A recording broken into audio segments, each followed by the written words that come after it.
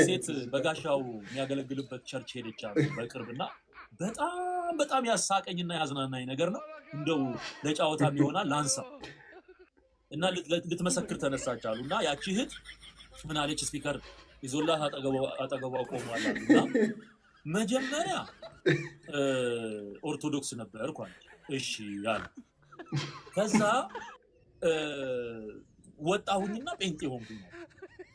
በኋላ እናንተ ተነሳችሁ አገልግሎቱ ተጧጧፈ መዝሙሩ ምኑ በቃ ያን ስሰማ ደግሞ አይ ኦርቶዶክስማ እንደዚህ ከሆነ ብዬ ደግሞ ወደ ኦርቶዶክስ መጣ። እሺ ይላታል።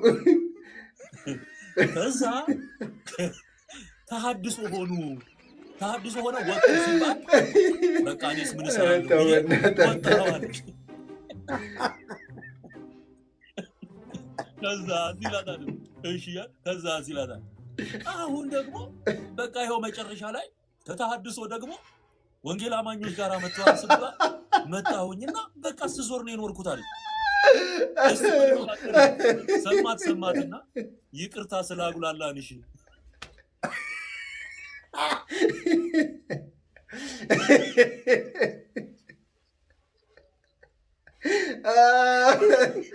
አረ ወዴና ማሚ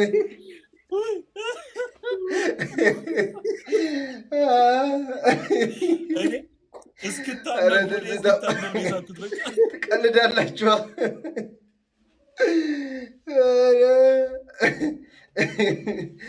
ኧረ መቼ ብር አዝናና የኔ ራሱ ደብሮኝ ነበረ። እናንተም ስንት ያላጉላላችሁ ክርስቲያን፣ ስንት ኦርቶዶክሳውያንን እኮ ነው ያጉላላችሁት። እግዚአብሔር ስንት ማለት ነው። በቃ ሰው ሁሉ እነሱን እስኪያመልክ ድረስ እኮ ነው እግዚአብሔርን ያጉላላችኋል።